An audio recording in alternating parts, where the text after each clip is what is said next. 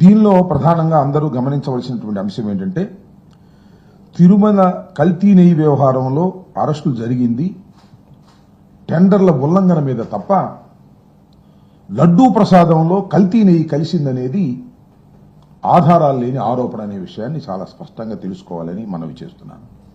ఎందుకంటే ఈ వార్తలన్నీ చూస్తుంటే చంద్రబాబు నాయుడు గారు ఏదైతే తెలివి తక్కువగా ఆరోపణ చేశాడో, తెలివి ఎక్కువ ఆరోపణ చేశాడో, లడ్డూ ప్రసాదంలోనే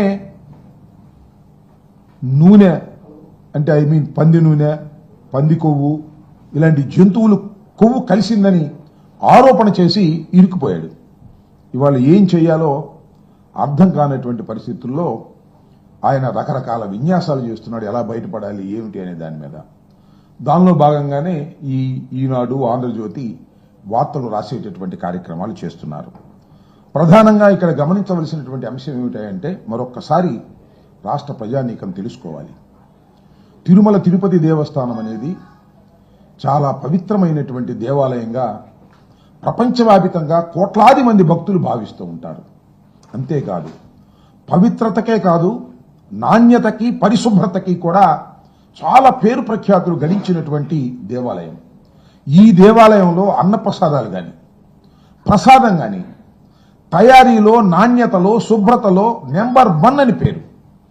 అన్ని దేవాలయాలు, ప్రపంచంలో ఉన్నటువంటి అనేకమైన దేవాలయాలు, దేశంలోని అనేక దేవాలయాలు ఈ తిరుమల తిరుపతి దేవస్థానంలో ఏ విధంగా ప్రసాదాలు తయారు చేస్తారు, ఏ విధంగా ప్రమాణాలు పాటిస్తారు అనే దాని మీద అధ్యయనం చేసి వారు కూడా దీని నుంచి తెలుసుకునేంత స్థాయిలో జరుగుతూ ఉంటాయి. ఇది అందరికీ తెలిసినటువంటి సత్యం. దశాబ్దాలుగా ఒక పద్ధతి అక్కడ ఏర్పాటు చేశారు. ఆ పద్ధతి ఏమిటంటే ఏదైనా సరే ఒక లడ్డూ ప్రసాదానికి ఆవు నెయ్యిని పవిత్రంగా వాడతారు. ఆ ఆవు నెయ్యి సరఫరా చేసేటటువంటి వారికి ప్రతి 6 నెలలకి ఒకసారి టెండర్ వేస్తారు. ఇదేది చంద్రబాబు నాయుడు గారు చేసిందో, జగన్మోహన్ రెడ్డి గారు చేసిందో కాదు, ఇది ఆనవాయితీగా వస్తున్నటువంటి అంశం. ప్రతి 6 నెలలకి ఒక ఈ టెండర్ పిలుస్తారు. ఈ టెండర్లో ఎవరైతే L1గా వస్తారో వారికి ఇస్తారు. ఇచ్చిన తర్వాత వారు సరఫరా చేసేటటువంటి నెయ్యిని పరిశీలన చేస్తారు, టెస్ట్ చేస్తారు. దాని నుంచి శాంపిల్స్ తీస్తారు. శాంపిల్స్ తీసి 3 టెస్టులు చేస్తారు. ఆ 3 టెస్టుల్లో పాస్ అయితే ఖచ్చితంగా ఇవి బాగున్నాయి, కల్తీ లేదు అని తెలిస్తేనే దాన్ని కొండ మీదకు పంపిస్తారు. ఇది వాళ్ళు జరుగుతున్నటువంటి అంశం కాదు. ఒకవేళ ఆ 3 టెస్టుల్లో కల్తీ గాని, కరెక్ట్గా గాని లేదు అని భావిస్తే వెంటనే తిరిగి పంపించేస్తారు. అలా జగన్మోహన్ రెడ్డి గారి హయాంలోనూ సుమారుగా 18 ట్యాంకర్లు పంపించేశారు. అలాగే చంద్రబాబు నాయుడు గారి టైంలో కూడా 2014-19లో కూడా నాణ్యత లోపించింది, టెస్టుల్లో సరిగా లేదు అని భావించినప్పుడు వాళ్ళు కూడా పంపించారు. ఇదేం కొత్త కాదు. చంద్రబాబు నాయుడు గారి హయాంలో కానీ, జగన్మోహన్ రెడ్డి గారి హయాంలో కానీ ఏదైతే టెస్టులు పాస్ కాలేదో, అక్కడ కరెక్ట్గా లెక్కలు రాలేదో ఆ నాణ్యతకు సంబంధించి వాటిని రిజెక్ట్ చేసి కిందకి పంపించేస్తారు. ఏదైతే నాణ్యత బాగుందనేది వచ్చిందో వాటిని మాత్రమే అన్న ప్రసాదాలకు వాడతారు. ఎక్కడ ఇంకా కల్తీ కలిసే అవకాశమే లేదు. ఈ టెస్టులన్నీ పాస్ అయిన నెయ్యినే వాడినప్పుడు ఇక లడ్డూ ప్రసాదంలో కల్తీ కలిగే అవకాశమే లేదు అనేది అందరికీ తెలిసినటువంటి సత్యం. ఇవాళ చంద్రబాబు నాయుడు గారు అధికారంలోకి వచ్చారు. జూన్ 4వ తారీఖున ఫలితాలు వచ్చాయి. చంద్రబాబు నాయుడు గారు జూన్ 12వ తారీఖున ప్రమాణ స్వీకారం చేశారు. జగన్మోహన్ రెడ్డి గారు హయాంలో ఉండగానే రొటీన్గా వచ్చినటువంటి టెండర్స్లో టెండర్లు ఫైనలైజ్ అయ్యాయి. ఆ టెండర్లు ఫైనలైజ్ అయింది ఏఆర్ సప్లైకి సంబంధించినటువంటి వాళ్ళు సప్లై ఇవ్వడానికి టెండర్ ఫైనలైజ్ అయింది. వాళ్ళు సప్లై ఎప్పటి నుంచి చేయటం మొదలెట్టారు అంటే జూన్ 12, 21, 25, 4 ఇవన్నీ కూడా చంద్రబాబు నాయుడు గారు ముఖ్యమంత్రి అయిన తరువాత మాత్రమే సరఫరా ప్రారంభమైంది. ఆ సరఫరా ప్రారంభమైతే జూన్ 12, జూన్ 21, జూన్ 25, జూన్ 4 తారీఖుల్లో వచ్చినటువంటి ట్యాంకర్లన్నీ కూడా టెస్టులు చేశారు, శాంపిల్స్ తీసుకున్నారు, బ్రహ్మాండంగా ఉన్నాయని పంపించారు. ఆ తర్వాత జూలై 6వ తారీఖున, జూలై 12వ తారీఖున కొన్ని ట్యాంకర్లు వచ్చాయి. ఆ ట్యాంకర్లను టెస్ట్ చేశారు, అవి ఫెయిల్ అయినాయి. ఫెయిల్ అయిన వాటిని తిరిగి పంపించేశారు. ఇది జరిగినటువంటి అంశం. చంద్రబాబు నాయుడు గారి హయాంలో కూడా ఇలాగే 14-19లో కూడా సుమారుగా 15 ట్యాంకర్లను ఈ విధంగా వెనక పంపించేశారు. జగన్మోహన్ రెడ్డి గారి హయాంలో 18 ట్యాంకర్లని వెనక్కి పంపించారు. ఇలా ఏదైతే ట్యాంకర్లు వచ్చాయో ఆ 4 ట్యాంకర్లన్నీ నెయ్యిని వాడుకోకుండా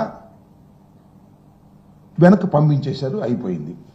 ఆ తర్వాత శ్యామలరావు గారు, ఈఓ గారు, ఆయన ఒక సమావేశం పెట్టి ఆ సమావేశంలో ఏం చెప్పారంటే, ఈ 4 ట్యాంకర్లలో వనస్పతి ఆయిల్ కలిసిందని మాకు రిపోర్ట్ వచ్చింది, అందువల్ల అవి మేము వాడలేదు, అవి వెనక్కి పంపించాము అని చెప్పారు. ఇది జులైలో. ఇదిలా ఉంటే నారా చంద్రబాబు నాయుడు గారు రాజకీయ లబ్ధి పొందాలనేటువంటి దురుద్దేశంతో శ్రీ శ్రీ శ్రీ శ్రీ వెంకటేశ్వర స్వామిని, పవిత్రమైనటువంటి దేవాలయాన్ని, భక్తుల్ని ఉపయోగించుకొని జగన్మోహన్ రెడ్డి గారి ప్రభుత్వం మీద, వైఎస్ఆర్ కాంగ్రెస్ పార్టీ మీద బురద చల్లాలనేటువంటి ఉద్దేశంతో రాజకీయ లబ్ధి పొందాలని భగవంతుడిని అడ్డం పెట్టుకుని చంద్రబాబు నాయుడు సెప్టెంబర్ 18న ఈ కూటమి సమావేశం జరిగింది, ఎమ్మెల్యేలందరూ.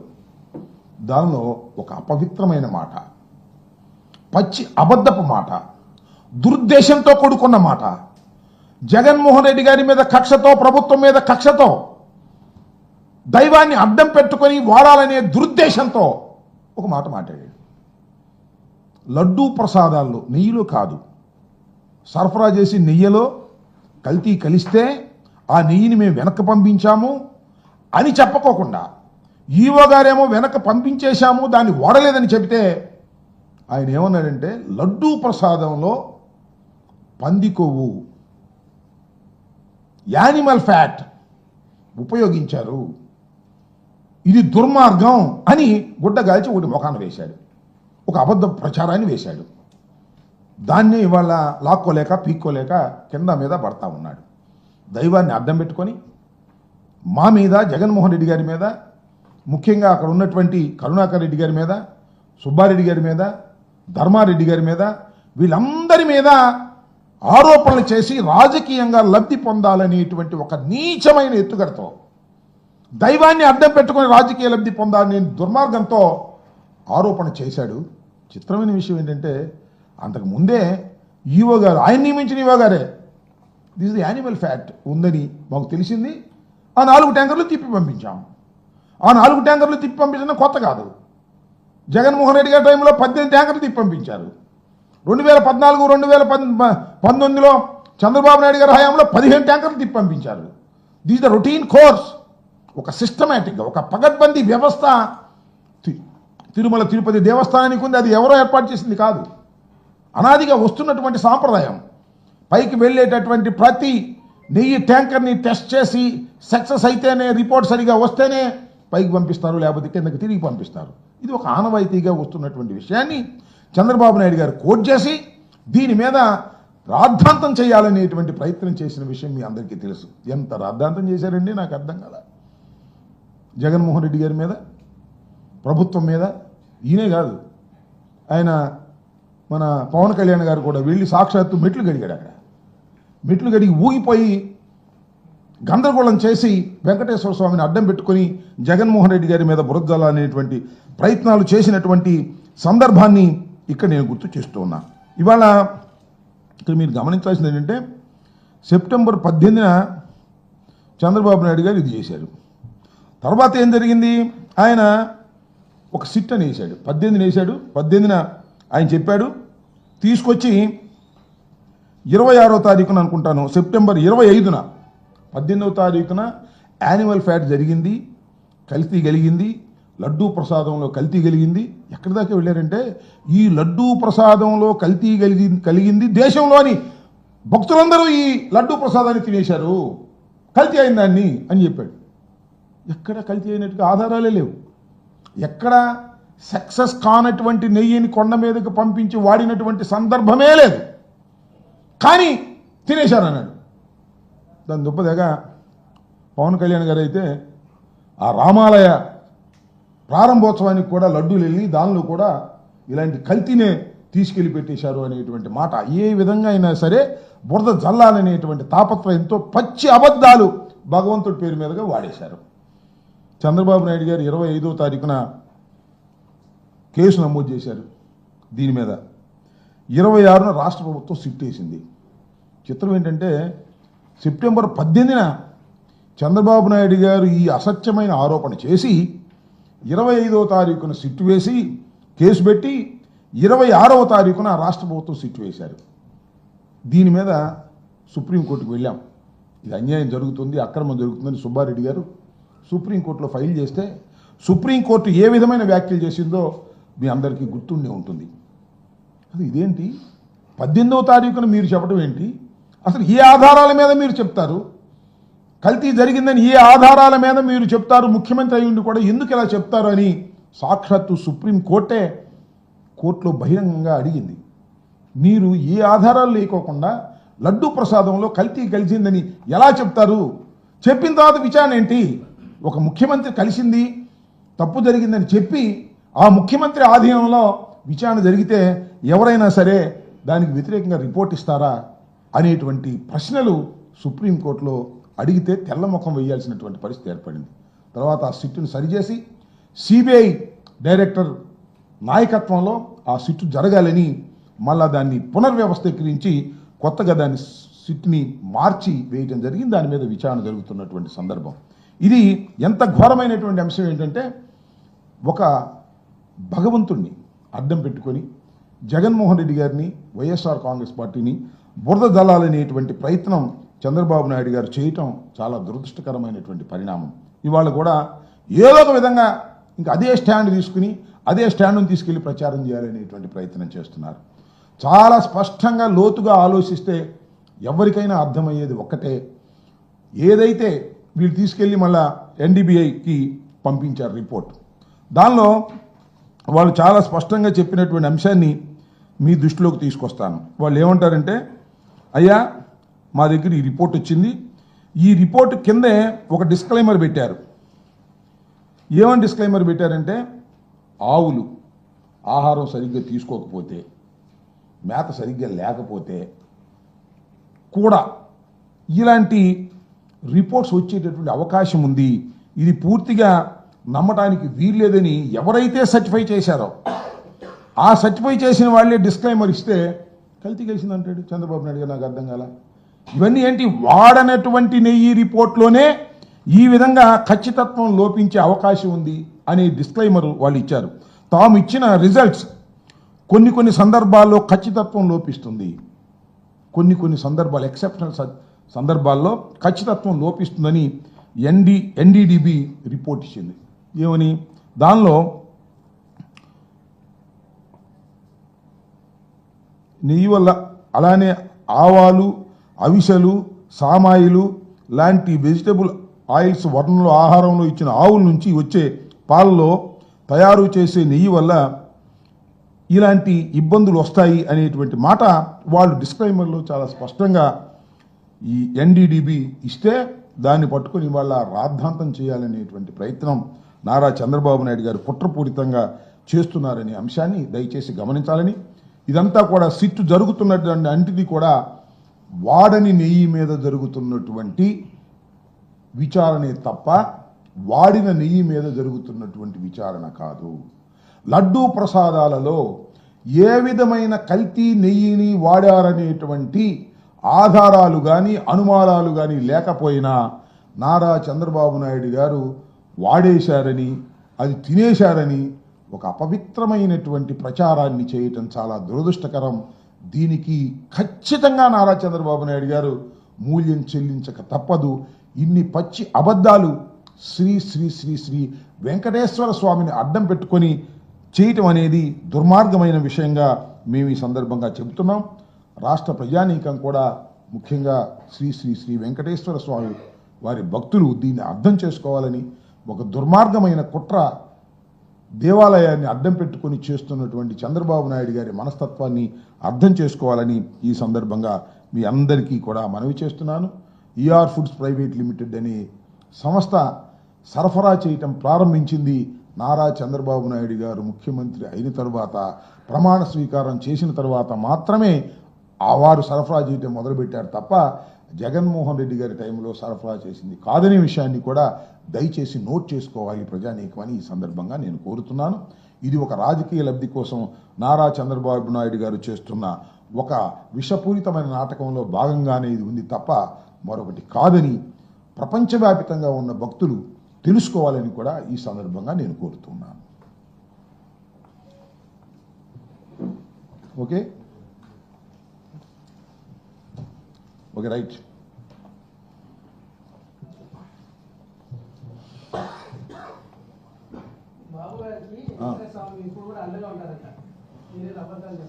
బాబు గారు నేను ఒక మాట చెబుతాను, బాబు గారికి అండగా ఉంటారా మరొకరు అండగా ఉంటారా అనేది కాదు.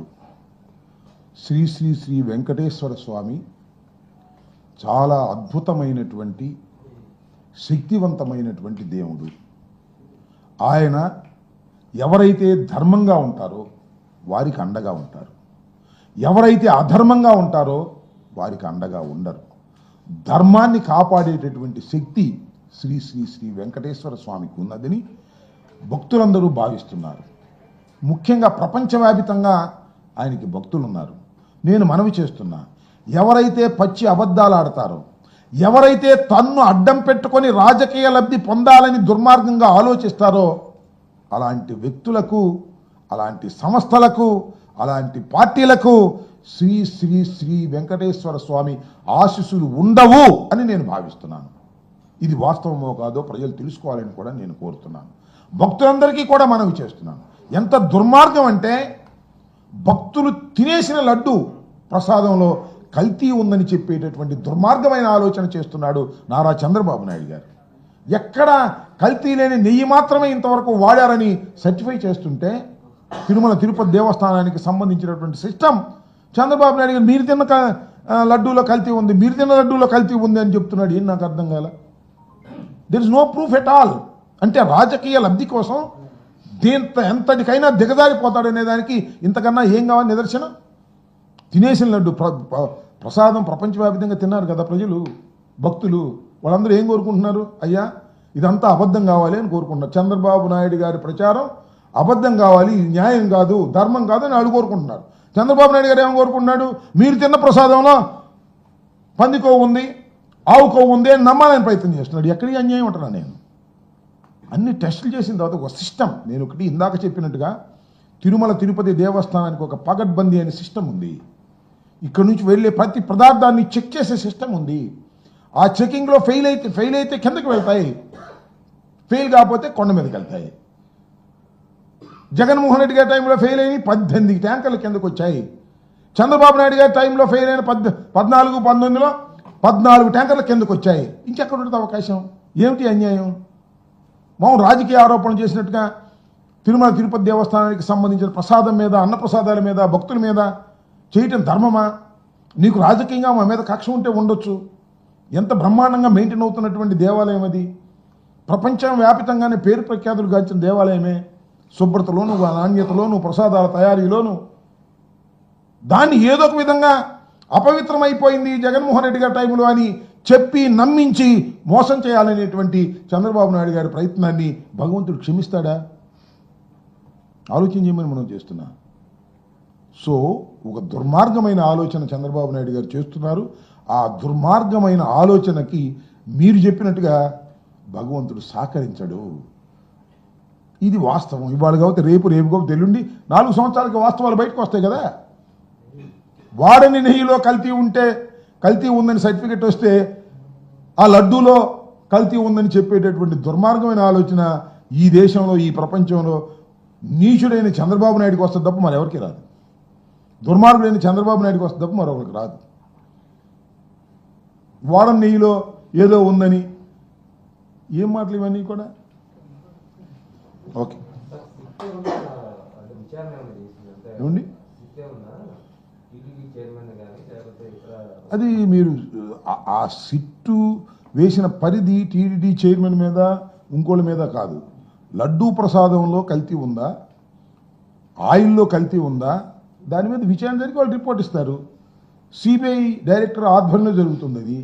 ఇక్కడ ఇవాళ జరుగుతున్నటువంటి విచారణ కూడా, ఇవాళ జరుగుతున్న అరెస్టులు కూడా నేను చాలా స్పష్టంగా చెప్తున్నటువంటి అంశం ఏమిటంటే, ఆ తిప్పి పంపించినటువంటి ఏవైతే ట్యాంకర్స్ ఉన్నాయో, ఏవైతే ఫెయిల్ అయిపోయినాయో, సర్టిఫై కాలేదో, ఎవరైతే సరఫరా చేశారో, ఏఆర్ ఫుడ్స్ అనేవారు సరఫరా చేశారో, వారికి ఎవరైతే సరఫరా చేశారో వారి మీద విచారణలో భాగంగా మాత్రమే ఇవాళ అరెస్టులు, కేసులు జరుగుతున్నాయి తప్ప లడ్డూ ప్రసాదంలో కల్తీ జరిగిందనేది ఎక్కడా ఆధారాలు లేవు, నిరూపణ లేదు, నిరూపణ సాధ్యం కాదు. ఏవైతే రిజెక్ట్ చేయబడ్డాయో, 4 ట్యాంకులు రిజెక్ట్ చేయబడ్డాయి, దాని మీద ఎన్డీడీబీ రిపోర్టుకు పంపించారు. దాని మీద విచారణ జరుగుతుంది.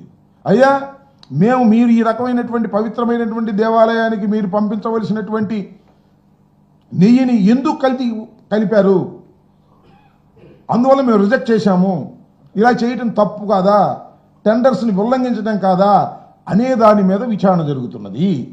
అంతే తప్ప లడ్డూ ప్రసాదం మీద కాదు అనేది మీరు నిర్ధారణ చేసుకోవాలి. ఇంతకు ముందు కూడా ఎందుకు జరగలేదని నేను అడుగుతా ఉన్నా. చంద్రబాబు నాయుడు గారి టైంలో 15 ట్యాంకర్లు తిరిగి వచ్చాయి. జగన్మోహన్ రెడ్డి గారి టైంలో 18 ట్యాంకర్లు తిరిగి పంపించారు. వాటి మీద ఎందుకు కేసులు పెట్టలేదు? ఇవాళ ఈ 4 ట్యాంకుల మీద ఎందుకు కేసులు పెడుతున్నారు అంటే, చంద్రబాబు నాయుడు గారు నోరు జారాడు, ఇరుక్కుపోయాడు. ఎన్డీఏ మీటింగ్లో అందరూ ఎమ్మెల్యేలు కూర్చుని, మంత్రులు కూర్చున్న మీటింగ్లో జగన్మోహన్ రెడ్డి గారి టైంలో తిరుమల తిరుపతి దేవస్థానంలో ఆయిల్లో, నూనెలో పంది కొవ్వు కలిపారు, జంతువులు కొవ్వు కలిపారు అని వాడేశాడు. ఆ వాడేసిన దాన్ని మోసుకెళ్తున్నారు వీళ్ళందరూ కూడా.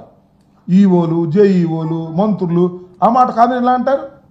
అందువలనే సిబిఐ డైరెక్టర్ నాయకత్వంలో ఇవాళ జరుగుతూ ఉంది.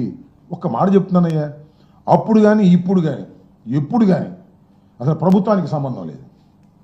కంప్లీట్లీ తిరుమల తిరుపతి దేవస్థానం ఆ స్ట్రక్చర్లోనే ఇవన్నీ ఉంటాయి. ప్రభుత్వానికి ఏం సంబంధం? ఒక సిస్టమ్ ఉంది, ఆ సిస్టమ్ ప్రకారం ఫాలో అవుతారు. ప్రభుత్వం ఎక్కడ ఇంటర్ఫీర్ కాదు. నాకు ఒక బోర్డు ఉంది, చైర్మన్ ఉన్నాడు, ఎంప్లాయీ ఈఓ ఉన్నారు, జేఈఓ ఉన్నారు, ఇంకా జేఈఓలు ఉన్నారు, స్టాఫ్ ఉంది, చెకింగ్ మిషనరీ ఉంది, చాలా సొఫిస్టికేటెడ్ వ్యవహారాలన్నీ ఉన్నాయి. అది తీసుకొని జగన్మోహన్ రెడ్డి గారి మెడలో గట్టయితే పొద్దునమన్నాడు అంతే. జగన్మోహన్ రెడ్డి గారి మెడలో గట్టేయటం, ఇంకోళ్ళ మెడలో గట్టేయటం, కట్టేసి బురద తెలియసేద్దాం, మనం బలంగా ఉన్నాం, మనం గెలిచాం, మనం ఏం చెప్పినా నమ్ముతారు, మనం ఏం చెప్పినా పత్రికలు రాస్తాయి, ఈనాడు రాస్తాయి, ఆంధ్రజ్యోతి రాసిద్ది, ఇంకో ఛానల్ చూపించింది, జగన్మోహన్ రెడ్డి గారిని కొంగేసేద్దాం ఇప్పుడే ఆరోపణలు చేశారంటే నమ్మాలి కదా ప్రజలు. పైన భగవంతుడు ఉన్నాడు కదా, వాస్తవాలు గమనిస్తున్నాడు కదా. ఇలాంటి దుర్మార్గం ఎలా సపోర్ట్ చేస్తాడు? ఇది గమనించాలి. ఇలాంటి దుర్మార్గమైన కార్యక్రమాలకి భగవంతుని వాడుకునేటటువంటి నీచమైన సాంప్రదాయాన్ని చంద్రబాబు నాయుడు గారు తీసుకురావడం చాలా తప్పు. అఫ్కోర్స్ చేయమని, ఇంకా ఆరోపణలు చేయమని జగన్మోహన్ రెడ్డి గారి మీద భగవంతుని అడ్డం పెట్టుకోకుండా చాలా ఆరోపణలు చేయొచ్చు రాజకీయంగా, no problem, we can face it. Venkateswara స్వామిని అడ్డం పెట్టుకుని ఇలాంటి ఆరోపణలు చేయడం దుర్మార్గం కదా. ఇంకా చాలా రాజకీయాల ఆరోపణలు చేయొచ్చు. నేను బ్రహ్మాండంగా అమలు చేశాను, సంక్షేమ కార్యక్రమం చెప్పమని చెప్పే దమ్ము లేదు. జగన్మోహన్ రెడ్డి గారు బ్రహ్మాండంగా అమలు చేశాడు. అట్లా చెప్పుకునేటువంటి పరిస్థితి ఇవాళ లేదు చంద్రబాబు నాయుడు గారికి. కాబట్టి ఏదో ఒక గుడ్డగాల్చి ముఖాన వేసి తుడుచుకోవాలనేటువంటి ప్రయత్నం చంద్రబాబు నాయుడు గారు చేస్తున్నారు. అందువల్లనే అలా చేయటం వలనే, అలాంటి ఆలోచన విధానాన్ని, అలాంటి పద్ధతుల్ని చంద్రబాబు నాయుడు గారు అనుసరించడం వలనే 8 మాసాలు నిండి 9వ మాసం వచ్చింది. ఇప్పటికీ ప్రభుత్వ వ్యతిరేకత శరవేగంతో పెరుగుతున్నటువంటి విషయాన్ని కొలబద్దలు ఏమీ లేవు, కానీ మన మనసుకు అర్థమవుతాయి, చంద్రబాబు నాయుడు గారి మనసుకు కూడా అర్థమవుతాయి. ప్రజల్లో తీవ్రమైనటువంటి వ్యతిరేకత ప్రబలుతా ఉన్నది. ఇచ్చినటువంటి వాగ్దానాలను చంద్రబాబు నాయుడు గారు నెరవేర్చలేకపోతున్నారు. నెరవేర్చలేకపోగా డబ్బులు లేవంటున్నాడు చంద్రబాబు నాయుడు గారు. ఎన్నికలకు ముందేమో నేను సంపద సృష్టిస్తా అన్నాడు. మొన్న ఇక్కడ చెబుతున్నాడయ్యా, సంపద సృష్టించగానే నేను అన్ని పథకాలు అమలు చేస్తాను, ఆ డబ్బులు ఎలా సంపాదించాలో నా చెవులో చెప్పమంటున్నాడు. ఈయన చెవులో చెబితే ఈయనెందుకు ముఖ్యమంత్రి? నేనేమో సృష్టిస్తా అనేమో ఎన్నికలకు ముందు బ్యాండ్ పెట్టుకున్నాడు. ఇవాళ నువ్వు చెవులు చెప్పాలంటే వచ్చి డబ్బులు ఎలా సంపాదించాలో ఈయనకి చెవులో చెప్పేటట్టయితే ఇంక ఈయనెందుకు ముఖ్యమంత్రి? నాకు అర్థం కాల. సంపద సృష్టిస్తా, అనుభవం ఉంది నాకు అని కోతలు కోసేసిన చంద్రబాబు నాయుడు గారి వాళ్ళ సంపద సృష్టించలేక, అప్పులు పుట్టక, సెంట్రల్ గవర్నమెంట్ దగ్గరికి వెళ్ళి గ్యారెంటీలు తీసుకొని 26,000 కోట్ల రూపాయలు అప్పు తీసుకొని అమరావతిలో రోడ్లు వేయాలనే తాపత్రయంలో తప్ప సంక్షేమ కార్యక్రమాలు అమలు చేయాలనేటువంటి ఆలోచన లేదు, చెయ్యలేడు, చెయ్యబోడు. కారణం ఏంటంటే ఆర్థిక వ్యవస్థ ఆంధ్రప్రదేశ్కి సహకరించదు. ఈ విషయాన్ని మాజీ ముఖ్యమంత్రి జగన్మోహన్ రెడ్డి గారు చాలా స్పష్టంగా ఎన్నికలకు ముందు చెప్పాడు. చంద్రబాబు నాయుడు గారు చెప్పేటటువంటి ప్రతి సంక్షేమ కార్యక్రమం అమలు చేయడానికి వీలు లేదు. నేను చేసినటువంటి సంక్షేమ కార్యక్రమాలు కొనసాగించడమే చాలా కష్టంగా ఉన్నటువంటి రోజులు అని చెబితే అదే చెప్పాడు. చివరికి ఆయన ఇచ్చినటువంటి సంక్షేమ కార్యక్రమాలే అమ్మఒడి లేదే, 2, 3, 4 అన్నారు, ఒక్కడికి లేకుండా పోయింది. రైతు భరోసా అంటే అదేమన్నాడు, ఏదో ఇది అన్నదాత సుఖీభావ్ అన్నాడు, లేదు 20,000 అన్నాడు, అది లేదు. సో నేనేది ఏంటంటే ఇక ఆరోగ్యశ్రీకి డబ్బులు లేవు. ఈ రకంగా జగన్మోహన్ రెడ్డి గారి కాలంలో అమలు చేసినటువంటి సంక్షేమ కార్యక్రమాలనే అమలు చేయలేని దుస్థితిలోకి ఈ చంద్రబాబు నాయుడు గారు నెట్టబడ్డాడు. ఇంకా సంపద సృష్టించేది ఎప్పుడు, ఈ సంక్షేమ కార్యక్రమాలు అమలు చేసేది ఎప్పుడు, ప్రజలు ఈయన్ని నమ్మేది ఎప్పుడు? అయితే ఆయనకు ఒక పెద్ద నమ్మకం ఉంది, ఇంకా 4.5 సంవత్సరాలకు కదా, ఏం చేద్దామని చూద్దామని. అప్పుడు మళ్ళీ ఇంకో నాటకం ఆడదాం, అప్పుడు మళ్ళీ ఇంకో అబద్ధం ఆడదాం, మళ్ళీ ఇంకో డ్రామా వేద్దాం అనేటువంటి ఆలోచన కలిగినటువంటి వ్యక్తి నారా చంద్రబాబు నాయుడు గారు. నేను మనవి చేస్తున్నా, ఛాలెంజ్ చేసి చెప్తున్నా, జగన్మోహన్ రెడ్డి గారు ముఖ్యమంత్రి అయిన తర్వాత మేనిఫెస్టోలో పెట్టిన ప్రతి వాగ్దానాన్ని డే 1 నుంచి అమలు చేశాడు. గుర్తుపెట్టుకోండి, డే 1 వాయిదాలు వేయలా, డే 1 నుంచి అమలు చేశాడు. ఎక్కడ ఇలా సరే మా దురదృష్టం బాగోలేదు, ఏం జరిగిందో జరిగింది, ఓడిపోయాం, అది వేరే అంశం. కానీ డే 1 నుంచి దిగిపోయేంత వరకు ఎంత కష్టమైన నష్టమైన అమలు చేసినటువంటి ఘనత జగన్మోహన్ రెడ్డి గారు. దాన్ని మనం చేస్తున్నాం. చంద్రబాబు నాయుడు గారు రాగానే అమలు లేదు, ఏమీ లేదు, వాయిదాలు వేసుకుంటూ వెళ్తున్నాడు. అదేమంటే ఆర్థిక పరిస్థితి బాగోలేదు అన్నాడు. బాగోలేదంటే సరే, అది వేరే విషయం. దీనికి కారణం జగన్మోహన్ రెడ్డి గారంట. వ్యవస్థను నాశనం చేశాడంట, డబ్బులు లేకుండా చేశాడంట, ఖజానాలు లేవంట, ఇవన్నీ ఆయనకి తెలియదంట. విన్నారుగా, ఇవన్నీ ఆయనకి తెలియదంట. ఇంతగా వ్యవస్థ దెబ్బతినిపోయిందని నేను అనుకోలేదు అన్నాడు వాళ్ళు చూసి. అంతకుముందు ఏం చెప్పాడు, 14 లక్షల కోట్ల రూపాయలు అప్పు చేశాడు జగన్మోహన్ రెడ్డి గారు అన్నాడు. చివరికి చూస్తే అది 6 లక్షల కోట్లు చిల్లరైంది అంతే. ఇలా ఒక దుర్మార్గమైనటువంటి పద్ధతుల్లో ఇవాళ చంద్రబాబు నాయుడు గారు పరిపాలన చేస్తుంటే ఆయనకి గ్యారంటీ ఇచ్చిన ఆయనేమో మాట్లాడట్ల. మరి ఆయన పవన్ కళ్యాణ్ గారు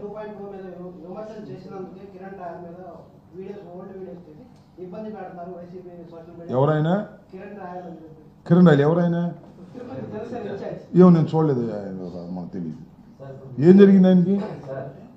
ఏం జరిగింది ఆయనకి?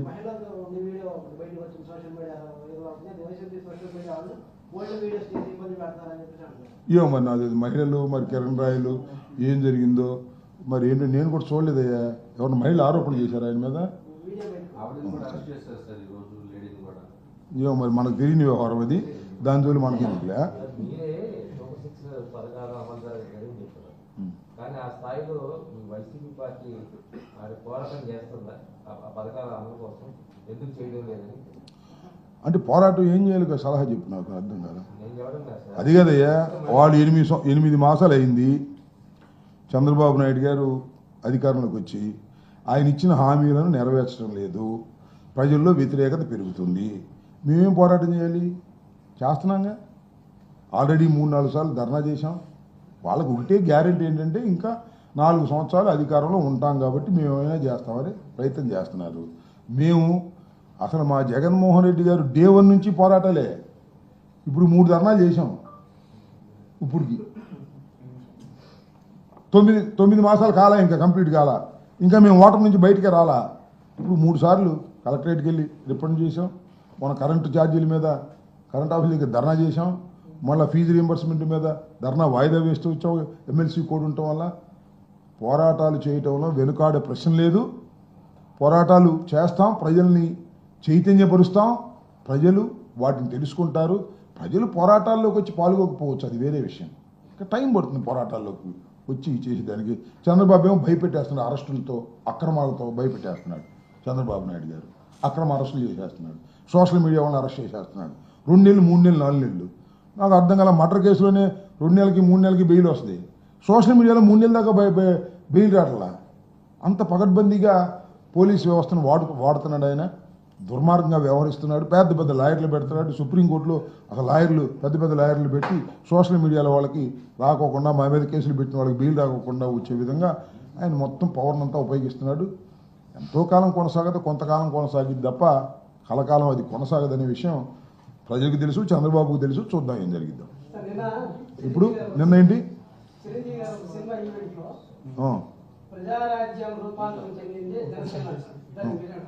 నేనేమన్నా, ఆయన ఇష్టం. నేను ఎందుకంటాను, అది లేటుగా చెప్పావేంటి అంటాను. ఆయన నేను కాదు, ఆయన ఇప్పుడు దాకా ఎందుకు చెప్పలేదు. చిరంజీవి గారు ప్రజారాజ్యం పార్టీనే తొండ ముదిరి ఊసర వెళ్ళిందంట. అలాగే ప్రజారాజ్యం పార్టీ రూపాంతరం చెంది జనసేన అయిందనే విషయం ఇప్పుడు దాకా ఎందుకు చెప్పలేదు అన్నా నేను. అది నా బాధ. మంచిదే అన్నా తమ్ములు, అయితే రూపాంతరం చెంది ఇలా మారింది. కానీ పాపం చిరంజీవి గారు నాకు కూడా బాగా తెలుసు, చాలా మంచివాడు, సౌమ్యుడు, ఒక విధంగా రాజకీయాలకు పెద్దగా పనికొచ్చే వ్యక్తి కాదు. అదేని పేరు ప్రజారాజ్యం పార్టీ ముదిరి కాంగ్రెస్లో కలిసింది. ఈ జనసేన కూడా ముదిరి బీజేపీలో కలిసిద్దేమో, జాగ్రత్త పడమన్నా. దీన్ని కూడా అలా విలీనం చేసేస్తాడా? అన్నేమో కాంగ్రెస్లో విలీనం చేశాడు, తమ్ముడు బీజేపీలో విలీనం చేస్తాడా అనే సంకేతాలు కనిపిస్తున్నాయి అని చెప్పే మాట ప్రకారం. చిరంజీవి గారు ఏమన్నాడు, ఇది మారి అదేయింది అన్నాడు. ప్రజారాజ్యం మారి జనసేన కాలేదు, ప్రజారాజ్యం మారి కాంగ్రెస్ అయ్యింది, కాంగ్రెస్లో కేంద్ర మంత్రి అయ్యాడు. అలాగే జనసేన మారి బీజేపీలోకి చేరి మరి ఆయన కేంద్ర మంత్రి అవుతాడా? ఇలాంటి సందేశం ఏమన్నా ఇచ్చాడా? ఒకసారి చెక్ చేసుకోమని మనం చేస్తున్నాను. బాగా ఉన్నది చెప్పాను, బాగా చెప్పండి. Okay, right, thank you. నీకు ఏం కావాలో అది అడుగుతావు అంతే. లడ్డూ ప్రసాద్ అని వదిలేసి ఏదేదో అడుగుతున్నారు మీరు. నన్ను ఎక్కడికో తీసుకెళ్తున్నారు మీరు నన్ను.